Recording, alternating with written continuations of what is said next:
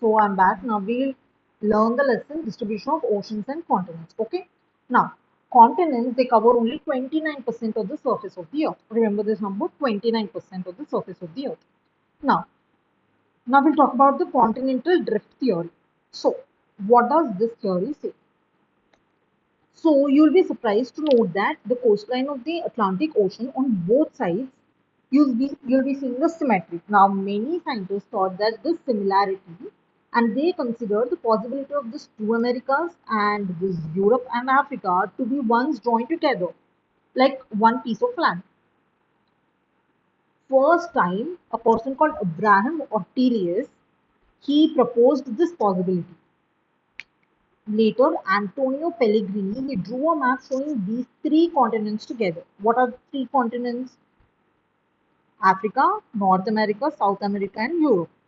He drew a map showing all these three continents together. However, it was only Alfred Wegener who put forth a very comprehensive argument in the form of continental drift theory. So, what does this theory say? According to him, all of the continents they formed a single, not just those four. He says all of the continents formed a single continental mass and called the Pangaea, which was surrounded by a mega ocean called Panthalassa.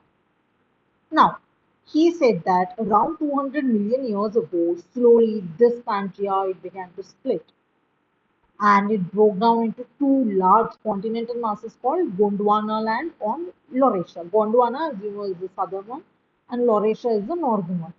Now they broke and they slowly drifted away, drifted away, drifted away, and thus they broke into even smaller continents and they formed what we live in the present continent. So this is basically the continental drift theory. Very simple. It is all one land. It drifted away later. Continental drift. Simple. Now we have some evidence in support of this now we have some evidence in support of this continental drift theory. How? Firstly, the matching of the continents. If you see, it's like a jigsaw fit. The shorelines of Africa and South America, they are like a jigsaw fit. They even tried using a computer program to find the best fit, and it proved to be quite perfect. Ah, 10 నిమిషాలు ఆగాలి. Next, rocks of same age across the ocean. So they use the radiometric dating methods and they found that the ancient rocks on the Brazil coast they match with those from the Western Africa. And next is the tillite. So the sedimentary rock formed out of the deposits of the glaciers. Tillite is nothing but the sedimentary rock which is formed out of the deposits of glaciers. Now this Gondwana system. Okay, guys, so leave this point. Now the next point is the placer deposits. So there was occurrence of rich placer deposits of gold in the Ghana coast, and source rock was not found in this region, which is very surprising. However, this Ghana is in Africa, but the source isn't found. Source for the gold. But this gold-bearing beams, they were found in Brazil. That means the gold deposits of Ghana are derived from Brazil. When both these continents lay side by side. So these are all the things which prove that maybe continental drift theory is right. Now, also there is one more which is the distribution of fossils. That is a type of animals called lemurs. They occur only in India, Madagascar, and Africa. So this led to the theory that maybe all of this was a big contiguous landmass in those times. Now, Mesosaurus, it's a small reptile which is adapted to shallow brackish water. The skeletons of these Mesosaurus were found only in two localities in the world. One is in the southern part of South Africa and the other one is in Brazil. And these two localities, there's a big ocean between them. They are very far apart. But how is this Mesosaurus found only in these two parts in the whole world? So maybe they were joined at some point. Okay, so these are all the reasons. Now we'll learn about the force for drifting. Now this Wegener, he suggested that the movement responsible for the drifting of the continents It is caused by two forces. One is the pole freeing force and the other one is the tidal force. So what do you mean by the pole freeing force? So when the Earth rotates, obviously the Earth is not a perfect sphere. You observe a bulge at the equator. Now you also know that this bulge is due to the rotation of the Earth. Now the second force is the tidal force. This tidal force is due to the attraction of the moon and the sun that develops tides in ocean waters. Now this beginner believed that these forces would become effective when applied over many million years. So maybe this drifting was caused by these two forces. One is the tidal force and the other one is the pole freeing force.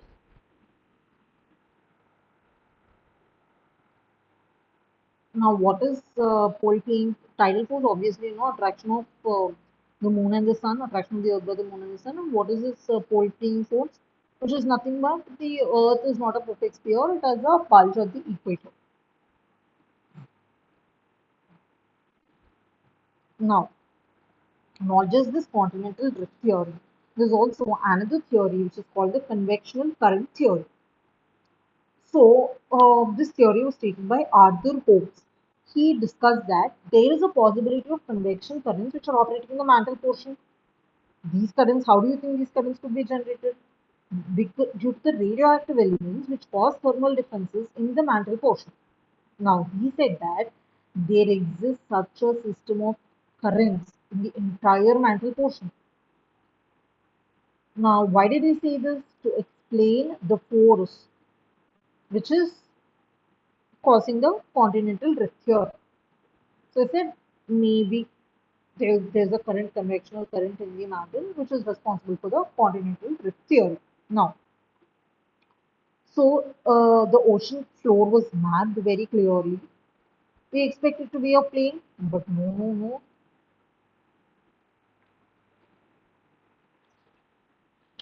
We see many mountain ranges and deep trenches. The mid-oceanic ridges were found to be the most active in terms of volcanic eruptions. Now, the dating of the rocks from the oceanic crust reveals the fact that they are much younger than the continental areas. How is it possible the ocean ones are much younger than the continental areas? And rocks on either side of the crest of these oceanic ridges are having equidistant locations from the crest. They are both similar. So, from this, the idea was created. So, basically, okay, let's talk about what happened after this, but just listen to this. So, now we'll talk about the ocean floor configuration. Now, this ocean floor may be segmented into three major divisions based on the depth and as well as the reef.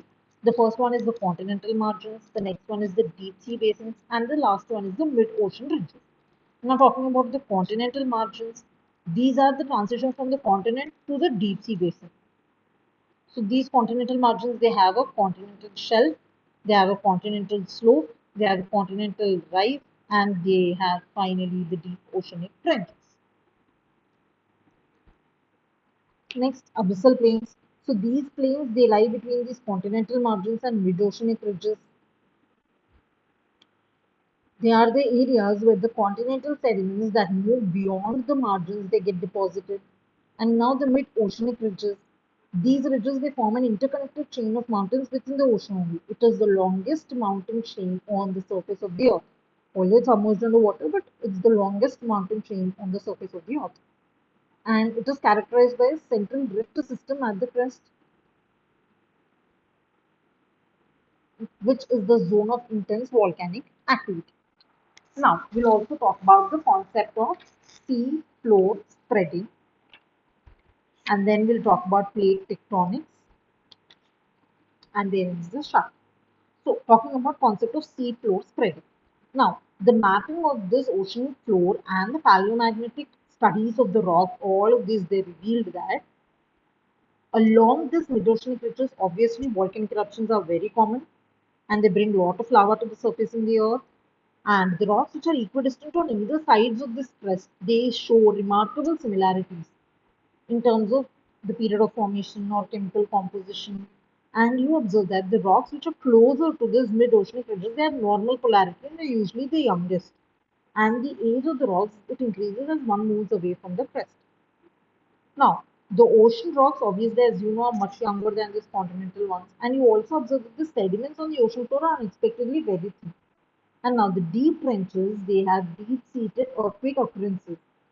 While in the mid-ocean ridges, the foci are very shallow depths. They are very shallow depths. While in the deep trenches, it's very deep. So all these facts and analysis, all of this led to Mr. Hess, who proposed the seafloor spreading theory. He said that the constant eruptions at the crest of the ocean ridges, they cause the rupture of the oceanic crust.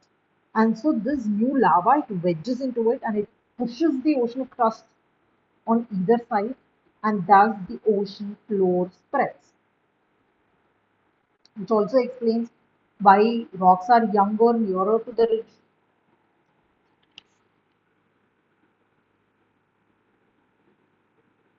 He further said that the ocean floor that gets pushed due to this, whatever volcanic eruptions which happen, that floor which gets pushed, it sinks down at the oceanic trenches and gets consumed.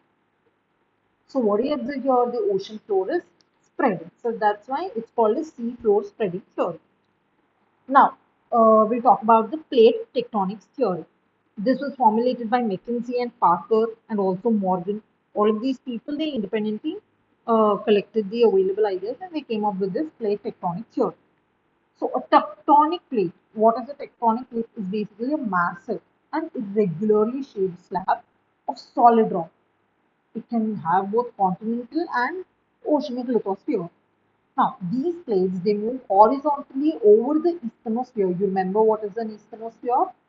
It is located in the mantle, which is the upper portion of mantle. Yes. So these plates move horizontally over this asthenosphere as rigid units. So a plate may be referred to as the continental plate or oceanic plate, depending on which of these occupies a larger percentage, obviously.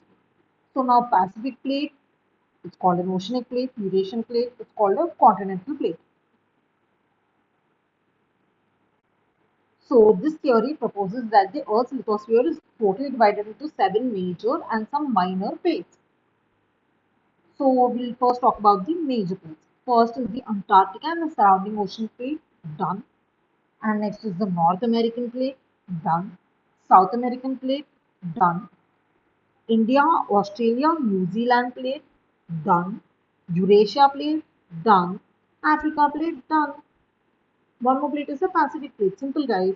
See, basically, it's all the continents. One is Antarctica, and then you talk about North America, South America, Africa, Eurasia, and then you combine the rest of them. What is it?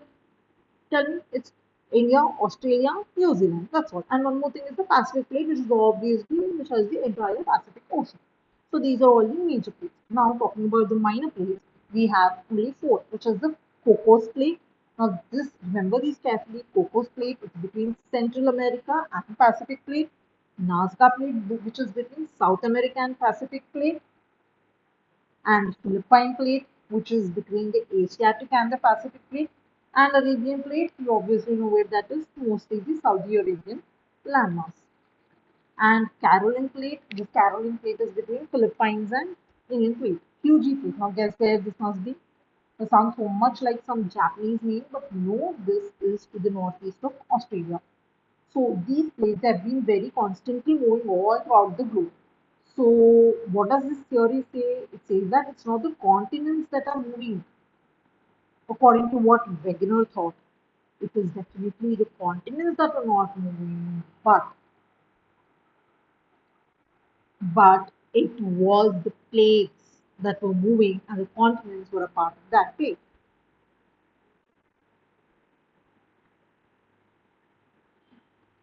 So it also says that the continental masses resting on these plates have been wandering all through the geological period. And at one point there was Pangea which formed because all these different continental plates converged. Okay. Now, so there are three types of plate boundaries. One is the divergent boundaries. What is this divergent boundaries? Where new crust is generated as the plates pull away from each other. Divergent. So the plates are diverging, and as a result, you get some new crust. So these sites are called spreading sites. Best known example, tell me, which is the Mid-Atlantic Range. Obviously, just now we saw, right? So here the two plates they diverge and hence a new crust develops.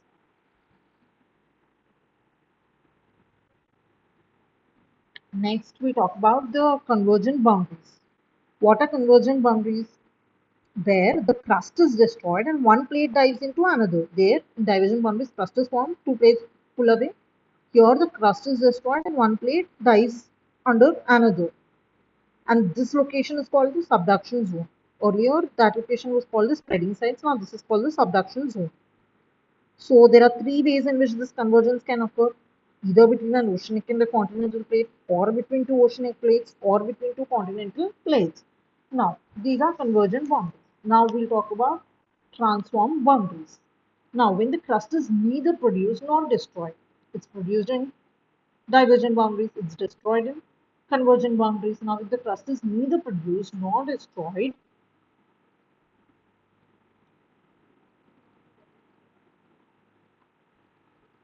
as the plates slide horizontally past each other, now transform faults are the planes of separation generally perpendicular to the mid-oceanic ridges.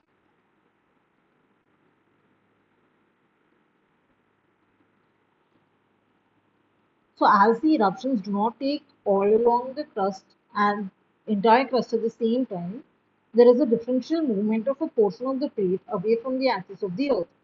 Also, the rotation of the earth also has its effects. Okay, so next, rates of plate movement. So the strips of the normal and the reverse magnetic field that parallel these mid-ocean ridges, they help scientists determine the rates of plate movement. So this there is alternate normal and reverse magnetic field strips which parallel the mid-oceanic ridges. They help the scientists decide what is the rate of movement of these plates.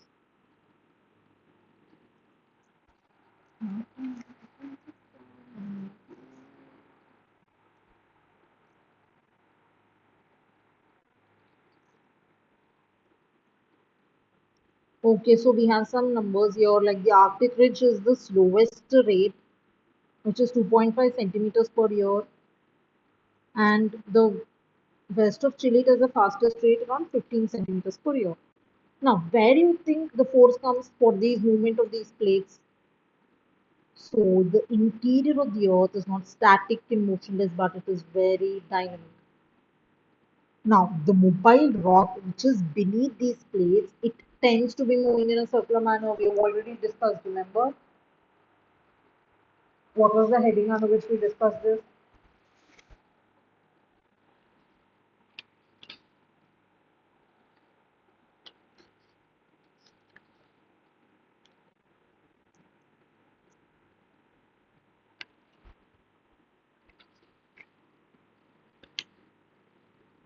Yeah, the convectional current theory. Right. So,